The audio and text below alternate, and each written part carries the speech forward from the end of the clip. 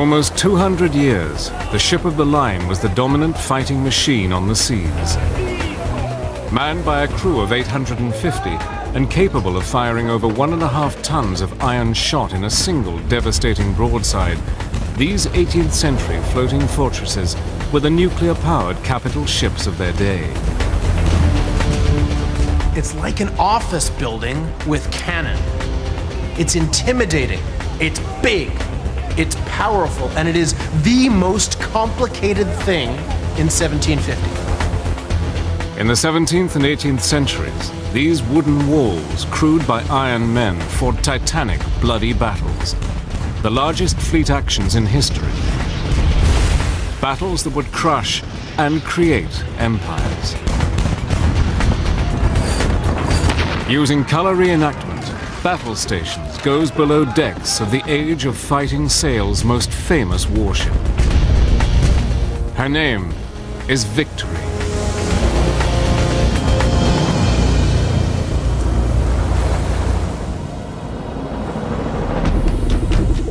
October the 21st, 1805. Trafalgar, 40 miles west of the Rock of Gibraltar.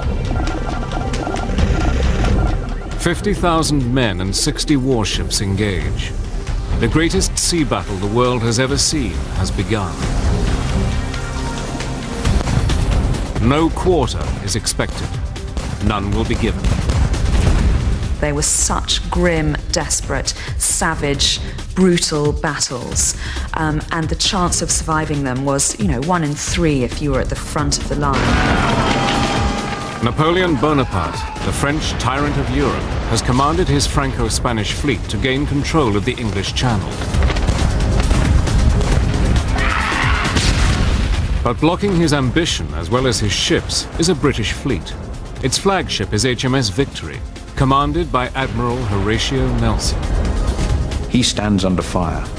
He doesn't hide, he doesn't shirk from the battle, he leads the battle. So Nelson's job is to reduce the battle to a melee of ship on ship and leave his men and Victory to do what they do best: close in, finish off, destroy.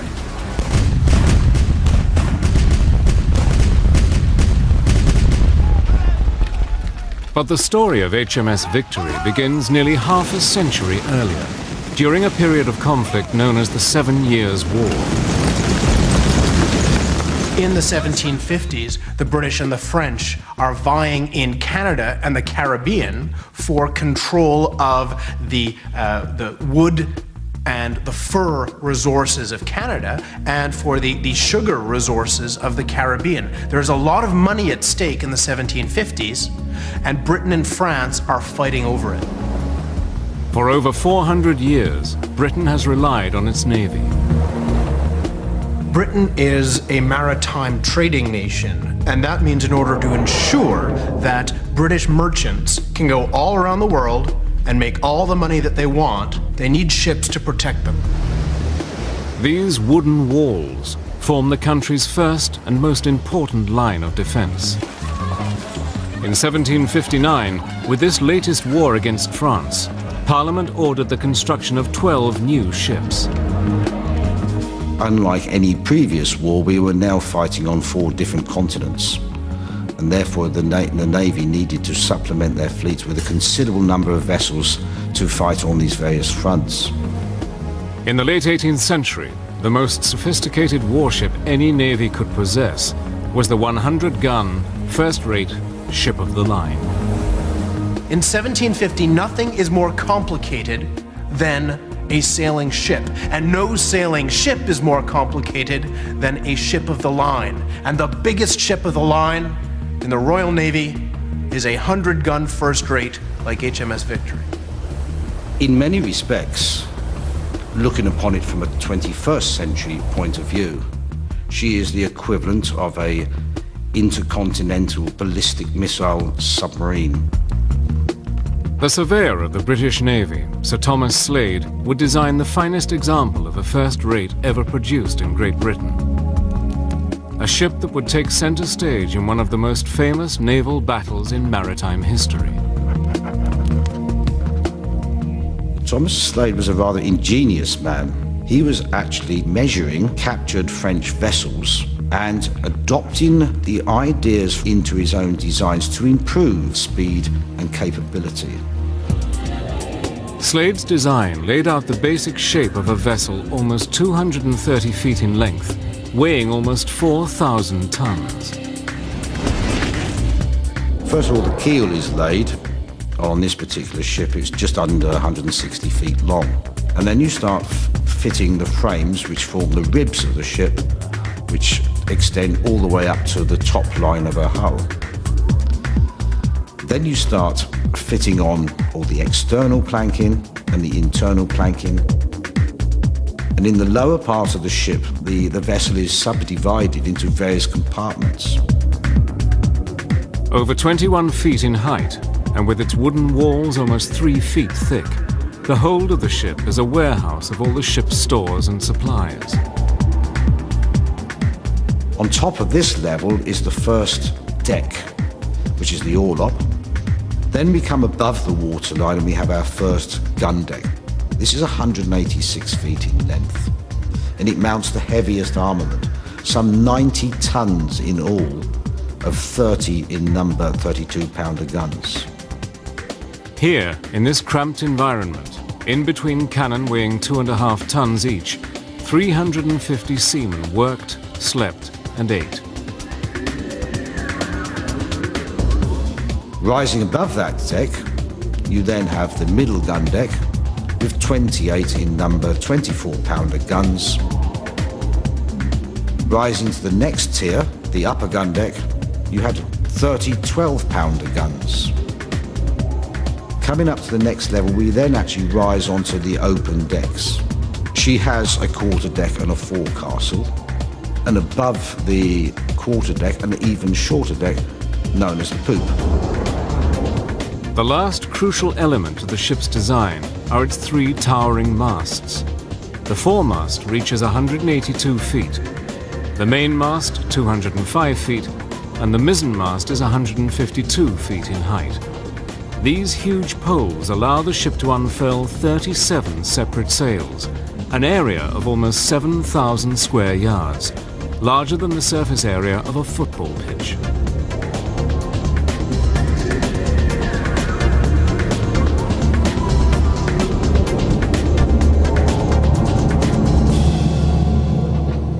But in the pre-industrial 18th century, producing a warship of this scale and sophistication was a monumental undertaking. To build a ship like Victory, you need to clear a forest of oak trees. You need to import masses of timber from abroad, particularly pine for the masts. You need to import flax and hemp to make the sails and the ropes. All kinds of materials from around the world have to be assembled in a very large production unit, major British dockyard. 26 miles of rope and almost 1,000 blocks of various sizes were needed for the ship's rigging. Another 800 blocks were needed to work the guns, and each vessel needed numerous spares. 6,000 trees were felled to build the ship's hull, accounting for almost 300,000 cubic feet of oak. Enough wood to clad the Empire State Building 1.5 times. The Royal Navy of the Revolutionary Napoleonic Wars is so large, and it gets through so much material, that it pioneers what we think of as modern industrial production. When building commenced, the ship had not been given a name. Just a year into construction, the wooden structure taking shape in its dry dock was finally christened.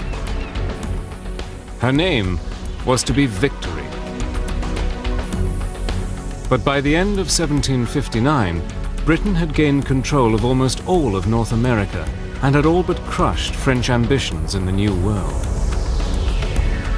The 7 Years' War was effectively over, and HMS Victory was no longer needed. Built at a cost of more than £50 million in today's money, the Royal Navy's newest battleship was not required for immediate service.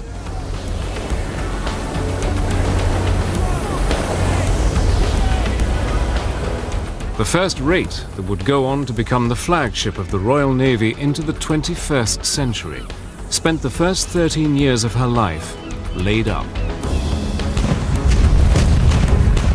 But a new conflict on the other side of the Atlantic would see Victory in active service. The American Revolutionary War. With the formal end of the 7 Years' War in 1763, Great Britain had doubled the size of its North American empire.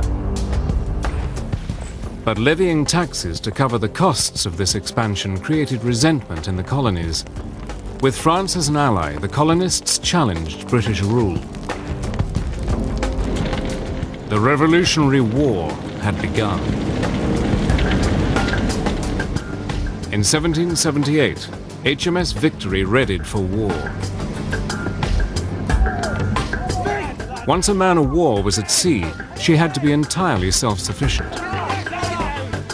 Before sailing, it was necessary to load a vast quantity of stores and provisions for the ship's survival. The ship could carry up to 357 tons of water. Then she would carry something like 50 tons of beer, some 45 tons of salted meat, beef or pork, 2 tons of peas, 2 tons of butter, 45 tons of bread in biscuit form, and a further 10 tons of flour. It is probably the same kind of logistics problem of storing one of these ships as it is to prepare a cruise liner for the Caribbean today. In addition to food, HMS Victory would need a crew. Any warship of any period is only as good as the quality of the men on board, because every piece of work on the ship requires large numbers of men applying skill and physical force to carry out the job. The captain was assigned the ship by the Admiralty, and it was his responsibility to find its crew. Some will have joined the ship voluntarily, having served with the captain on previous vessels. But others, a small proportion, would have been criminals who chose service over jail, or those unlucky enough to have been impressed. In times of conflict, when volunteers and recruits were scarce, press gangs would seize and carry individuals into service by force. The press had quotas to fill. And if you tell a press officer that he's got to impress so-and-so many able seamen over the course of a week, and he's a little bit short of his quota, well, perhaps a shepherd or two is going to find himself aboard ship wondering how he got there. Though life on board a ship of the line in the 18th century offered little in the way of comfort, conditions were not as bad as popular depictions would have us believe. A Royal Navy vessel of the 18th century represented a microcosm of British society. Class and the privilege of rank meant that for the officers, life on board a ship of the line was more comfortable than that of the common sailors. In the closed and stuffy environment of the ship's gun decks, the majority of the ship's company was housed. On one deck alone, 350 men would work, eat and sleep around the main armament of 32-pound guns. I think there's no doubt that the life on board in the late 18th, early 19th century would be profoundly shocking to us now, both in terms of diet and discipline and work, and even only having 14 inches of hammock space. It's all immensely cramped and uncomfortable and difficult. But it's always relative. The conditions for the men on board are infinitely superior to those ashore, because the men get 3 square meals a day, they get meat several times a week, which nobody on shore in an agricultural labouring job could rely on. They're treated better than people ashore because they're worth more. The state needs these men. For the majority of the crew, their diet consisted chiefly of salt beef or pork, oatmeal, biscuits, and occasionally cheese and butter.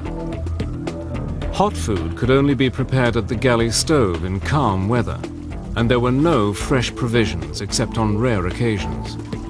Although the food would be monotonous, it was given in good quantities, and the average seaman then was actually eating between 4,500 and 5,000 calories a day. And he needed this amount of calories primarily because the work on board was all manual and hard.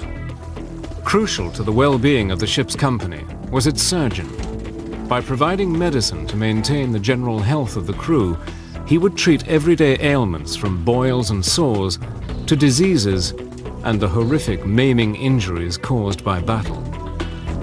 But 18th century sailors would often seek the solace of other, more common medicines: beer and diluted rum, known as grog.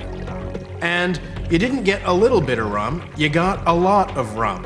And the great big beaker of rum that every sailor got every single day kept the sailor in, to some extent, a perpetual state of mild alcoholic euphoria. You have to remember that during the 18th century, alcohol was drunk by nearly everybody from a very early age. And the reason why people drank beer was because it was safer than drinking water. It was believed at the time that a drunk sailor, a mildly drunk sailor, was a happy sailor, and that if it were not for the rum ration, discipline would fall apart in the Royal Navy. In an environment where lives frequently depended on each member of the crew performing their roles, there was no room for error or insubordination. On a ship like Victory, it's essential that everybody knows what they're doing. So there are certain rules of good behavior and decorum that have to be observed. Anybody who breaks those rules is punished. Punishment was meted out swiftly and could be harsh. But in the 18th century, punishments handed out on board a ship of the line were less severe than is commonly believed. At the same time as Lord Nelson is fighting the French aboard his ships, minor theft is a hanging offense in England. And it is in fact the Royal Navy which introduces to British justice the very idea of lesser punishments for lesser offenses. So perhaps the punishment for theft or buggery or any number of offenses in law at the time was death. On a ship of the Royal Navy, you might only be flogged for it.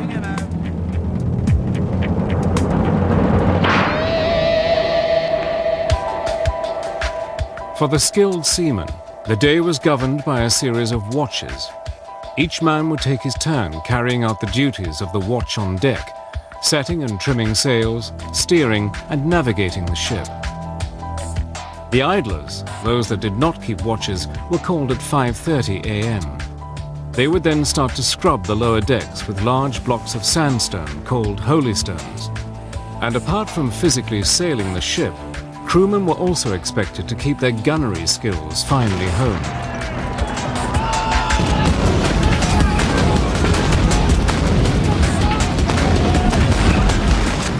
Each gun was manned by a 6-man crew, known by numbers to make orders easier in the noise of battle. Number 1 is the gun captain, who aims and fires the gun. Number 2 uses a long spike to turn and raise the barrel and maneuver the gun after firing. Number 3 loads the gun and rams the shot and powder home.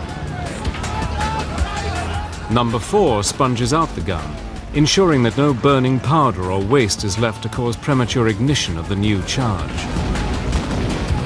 Number 5 works opposite number 2 to move the gun, whilst number 6, the smallest and youngest of the crew, often 10-year-old boys known as powder monkeys, collects the gunpowder charges from the magazine deep in the hold.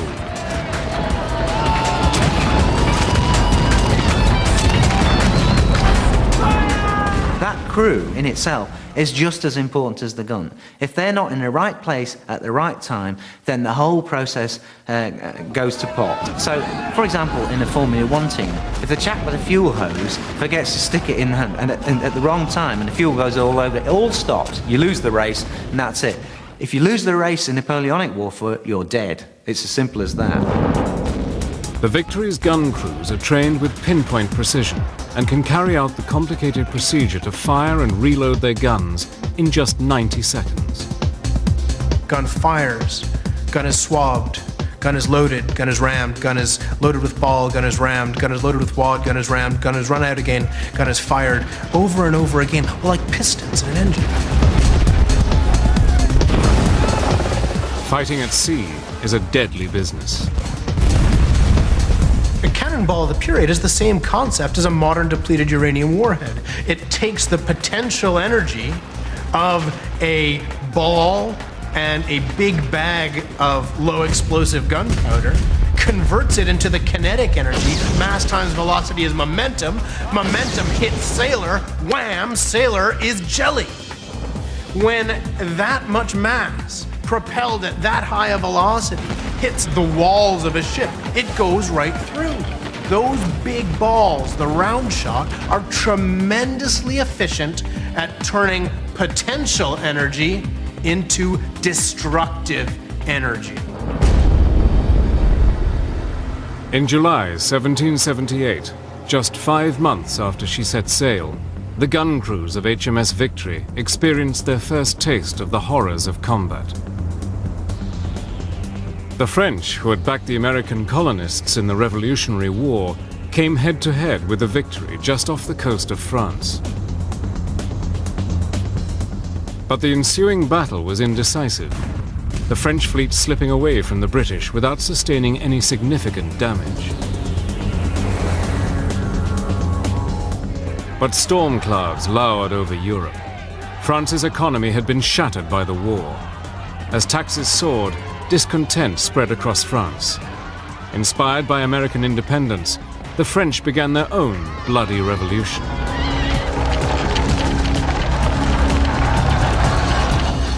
The outcome would change the face of Europe forever and present the Victory with her greatest challenges.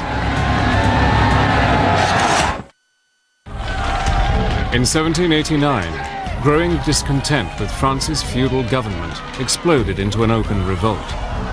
With the execution of Louis XVI, revolutionary France found itself at war with Austria and Prussia, and in 1793, Britain followed. Britain's navy immediately blockaded French ports. By positioning Royal Navy ships just outside the French harbors, the British could keep the French navy in port for years on end. This had several advantages. It meant the British were experienced, highly efficient seafarers. They handled their ships with skill. The French and Spanish, by contrast, had no sea experience. And so however brave they were, they lacked the seafaring skills to compete with the British. In fact, the blockade was so effective that one contemporary witness described the French as being, for the most part, badly equipped, that a portion of the crews had never been trained at sea, and that, in short, the fleet was not in a state to perform the services appointed to it. But the French themselves were to blame for the poor state of their navy. Caught up in the bloody turmoil of the Terror, thousands of aristocrats, many of them naval officers, were executed. If you wanted to really hurt the French Navy, one way to do it would be to take all the officers out and kill them. And that, of course, is exactly what the French government does during the French Revolution. They removed all of those skilled navigators, seafarers, and commanders, and they had to repopulate the quarterdecks of their ships with over-promoted midshipmen, merchant ship captains, and civilian volunteers. And the result was catastrophic. To successfully sail a first-rate ship of the line, experience was paramount. Controlling such a huge, complex, flexible machine requires a tremendous sense of timing, because nothing you do on a ship like that happens instantly. You can't put the brakes on, you can't accelerate. Everything takes time. You have to anticipate everything that you need to do. And the greatest ship captains of this period are not the men with the quickest reactions, but the ones with the best anticipation. In the 18th century, naval engagements required nerve and skill. Ships of the line fought in a line of battle, one behind the other. This is because they could only fight their guns on either broadside, yet they could only make progress with the wind pushing the sails, so they couldn't actually fire in the direction they were going. Though many battles were fought in this way, they seldom resulted in a decisive victory for either side. But a decisive outcome could be achieved by breaking the line. If you can put your firepower at one end of the line and hit that long line up hard with all of your firepower, they will go down like dominoes. Every part of a ship is vulnerable from the stern or from the prow. If you can rake a ship longitudinally, the whole ship is lined up in front of you, ready to go down. With no bulkheads to slow their passage, the cannonballs caused horrific damage the entire length of the ship. James Atchley, a Royal Marines captain aboard HMS Victory, recalled. The shot passing through had mangled the bodies. An extraordinary proportion had lost their heads. A raking shot, which had entered the lower deck, had glanced along the beams and through the thickest of people. And an officer declared that this shot alone had killed or disabled nearly 40 men.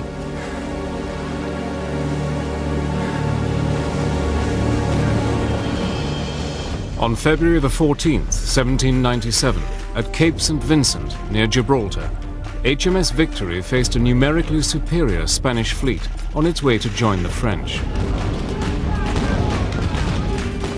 In the ensuing battle, a young frigate captain, Horatio Nelson, broke the Spanish line and attacked several ships, including the Santissima Trinidad, then the largest ship in the world. By nightfall, the Spanish had been beaten into submission. The British, inspired by Nelson, had captured 4 and crippled 10 of the Spanish vessels. Britain had secured its unassailable position in European waters, thanks largely to Nelson, a man who would later become a legend. In October 1797, the Victory returned to England, where she was refitted and repainted with her distinctive black and yellow livery.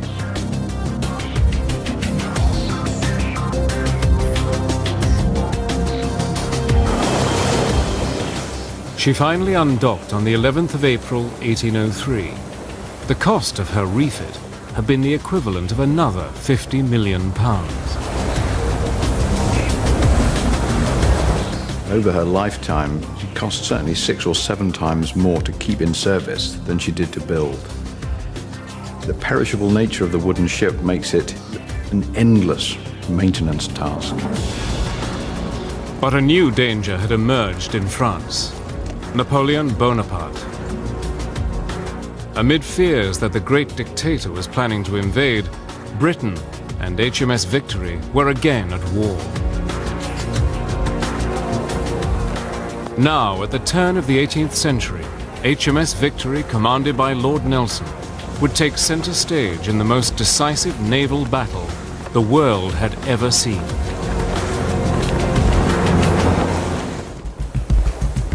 The early 19th century saw a brief period of peace signed between Britain and France at Amiens in 1802, but it was an uneasy agreement, and war broke out again in May 1803. Napoleon Bonaparte, the tyrant of Europe, had set his mind on the conquest of Britain. In order to force Great Britain to do his will, Napoleon Bonaparte is prepared to invade Great Britain. In order to get to Great Britain, he's got to cross the English Channel. In order to cross the English Channel, he has to ensure that his army is not attacked by the Royal Navy in the process. With his navy blockaded in ports throughout Europe, the great dictator gathered an army more than 120,000 strong in the Pas de Calais. But Bonaparte knew that before any invasion could take place, the Royal Navy must be swept from the English Channel. Let us be masters of the Straits for 6 hours, and we shall be masters of the world. The scene was set for the most decisive naval battle in history, Trafalgar. The biggest problem that the French have in fighting at sea is Napoleon. Napoleon is a master of war. He understands battles, campaigns, tactics, strategy, but he hasn't the faintest idea about the sea. What Napoleon wants to do is send Admiral Villeneuve out towards America to decoy, to tempt Nelson out westward away from the French and the Spanish fleets. His entire policy is hanging on the one question of whether he can decoy enough of the Royal Navy far enough away to enable him to shape the battle space for this crossing. But Admiral Villeneuve, Napoleon's commander of the Franco-Spanish fleet, had encountered Nelson before. Knowing that he was about to pit himself against the most skillful sea captain of the age filled him with a sense of impending doom. So Villeneuve, in the weeks and months leading up to Trafalgar, says, look, we can't compete with these people. They're more dynamic, they're more aggressive, they're more innovative than we are. In every battle, somebody has to come second, and at Trafalgar, everybody knew that Villeneuve was going to come second long before the battle starts. Nelson knew it. Villeneuve knew it. Napoleon's plan called for Villeneuve to head for the West Indies, luring Nelson away from the Channel. Villeneuve would evade Nelson, circle back, and join up with the Spanish fleet off the coast of France to take the Channel. But the British were not so easily fooled. You can't outwit the British at sea. The British understand this element far better than the French, and far, far better than Napoleon. They anticipate his every move. And not only does Nelson chase Villeneuve all the way to the West Indies and back, but another British fleet meets him off the coast of Spain and gives him a beating on his way back. His nose blooded, unable to rendezvous with his allies, and with Nelson in hot pursuit, Villeneuve panicked. Instead of heading towards the Channel, he sailed into the port of Cadiz. Nelson, on board HMS Victory, decided to anchor 50 miles from Cadiz and ordered his frigates to watch the port. Villeneuve, under orders to sail immediately for the English Channel and believing Cadiz to be blockaded by only a small number of British frigates, sailed out of port and straight towards Nelson. Nelson understood there was no point fighting a battle that was inconclusive. There was no point engaging in all the drama and cost of a full-scale fleet battle if you couldn't annihilate the enemy. And he used that word over and over again. He said, only annihilation will do. Nelson's plan for the battle called for the Royal Navy's ships to form into two columns. These two columns would sail at the center and rear of the enemy line of battle. Nelson's two-column attack on the Franco-Spanish line is designed to cut them into three pieces. His flagship is going to cut the enemy line 1/3 from the front. And the purpose of that is to destroy the enemy flagship, to take out their command and control center, to leave the rest of the Franco-Spanish fleet as a confused mob. Nelson was the ultimate risk taker. Before almost every battle, he says things like, glorious victory or Westminster Abbey, meaning, you know, he's either going to die a hero or he's going to achieve victory. On the morning of October the 21st, 1805, 40 miles west of the Rock of Gibraltar at Trafalgar, the two great fleets drifted on a light breeze towards battle. The French and Spanish began to form a line, when suddenly one of the Spanish captains realized that the rear of the line was perilously exposed. Our van will be cut away from the main body, and our rear will be overwhelmed. Half the line will be compelled to remain inactive. The French admiral will not grasp it. The fleet is doomed. The French admiral does not understand his business. He has compromised us all. As the two fleets were advancing towards each other off Cape Trafalgar, Nelson famously ordered the signal, "England expects that every man will do his duty." What he wanted to say was that England confides, has confidence that every man will do his duty. But the word confides wasn't in the signal book. It had to have been spelled out. So his signal officer, John Pascoe, says expects, and Nelson says, yes, that will do. But the men know what Nelson means. And the fact that he's taken the time and the trouble to compose a signal to send to them just before the guns start firing, as they're going into battle, has a tremendous impact on their morale. Just a few moments later, HMS Victory drifted into range of the French guns. A minute or two of awful silence ensued, and then, as if by signal from the French admiral, the whole van, or at least 7 or 8 of the weathermost ships, opened a fire upon the Victory. Such a fire has scarcely before been directed at a ship. Fought at close quarters, the Battle of Trafalgar raged in an area just 1.5 miles long and a half-mile wide. 60 ships of the line engaged, the French and Spanish with 33, and Nelson with 27. According to Second Lieutenant Roteley, a Royal Marine officer aboard HMS Victory, the fighting was brutal.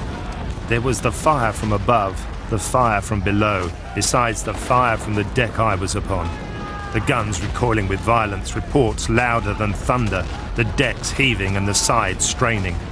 I fancied myself in the infernal regions where every man appeared a devil. A midshipman on the Royal Sovereign later writes, "It was shocking to see so many brave seamen mangled so. Some with their heads half shot away, others with their entrails mashed, lying panting on the deck."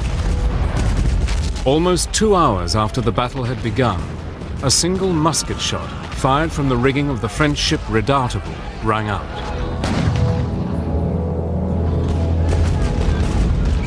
Though it was only one of tens of thousands of shots to have been fired that day, its impact was the most devastating. The battle that had been masterminded by Britain's hero of Cape St. Vincent had all but been won, but Admiral Nelson lay dying.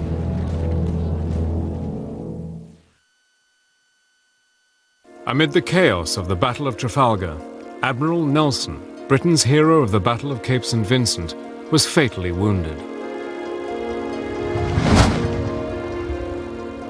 A musket ball fired from the rigging of the French ship Redoutable entered his body through the shoulder, pierced his lung, and severed his spine. As he lay dying, the Franco-Spanish fleet was destroyed.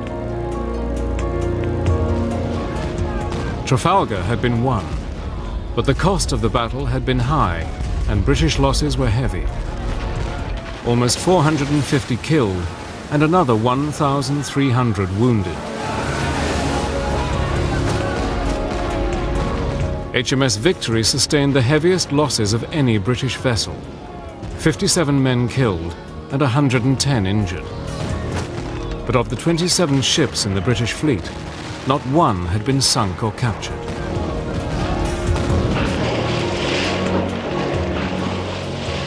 For the French, it was a different story. The Franco-Spanish fleet had lost 4,500 men. Nearly 3,000 were wounded, and 17 of their 33 ships were captured by the British. At the Battle of Trafalgar, Nelson sinks enough of the French Navy and the Allied Spanish Navy to ensure that France cannot impose its will on the British at sea for the rest of the Napoleonic Wars. The Battle of Trafalgar is the ultimate naval combat. It doesn't decide who wins the battle, it decides who wins the war.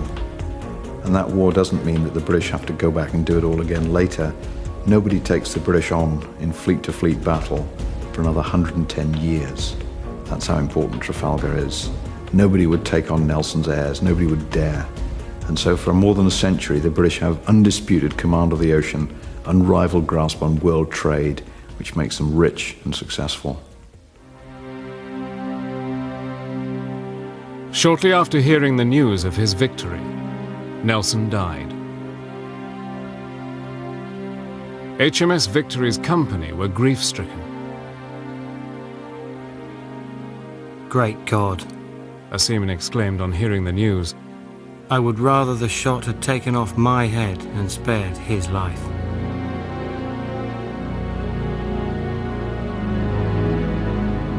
it is the perfect victory for Nelson.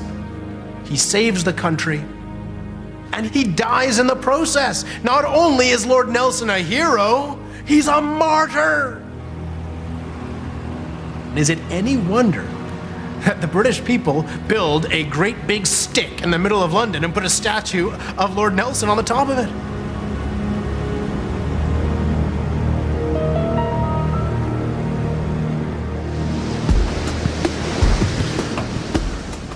But HMS Victory was nearly destroyed and had to be towed to port by another ship. The repair work to the Victory was undertaken at Chatham, in the dock where her keel had been laid nearly 5 decades earlier. You have to remember that Victory reaches its finest hour when it's 40 years old. No modern warship lasts for 40 years in the front line.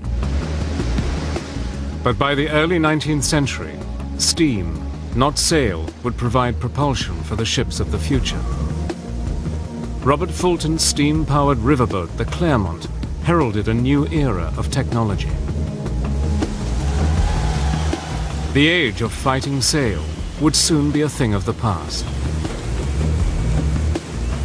Even when she's laid down in 1759, Victory is already a very mature technology. Wooden sailing ships have been around for a long time. Muzzle-loading cast iron cannon as well. And in the same year, James Watt comes up with a separate condenser, leading to the first successful steam engines and the beginnings of the Industrial Revolution. And the irony for Victory is that she will outlast almost all of her contemporaries as warships, but she'll be rendered obsolete by steam power. HMS Victory made her last voyage into Portsmouth in December 1812. Now 47 years old, the same age as Nelson at his death, she would never again see active service. After such an illustrious and important career, the final entry in her log reads, "Moderate breezes and snowy weather. Ship returning the remaining stores to the victualling office and dockyard. Signed, P.H. de Maresque, Captain."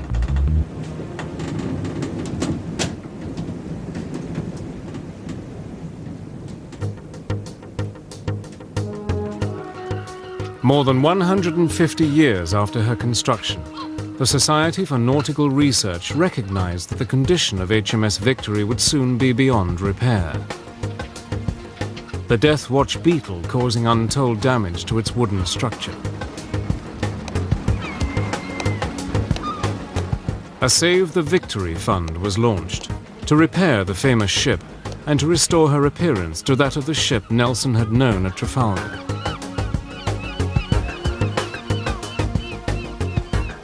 Nelson himself thought Victory was the greatest ship of her time, but if Trafalgar hadn't been won, Victory's place in naval history wouldn't be what it is today. Moved to its present location, Number 2 Dry Dock, at Portsmouth's Royal Naval Dockyard in 1922, HMS Victory has, over the last 80 years, been meticulously restored and saved for a grateful nation. Today, HMS Victory flies the flag of Commander-in-Chief of Naval Home Command and remains the oldest commissioned warship in the world, the second being the 44-gun frigate USS Constitution.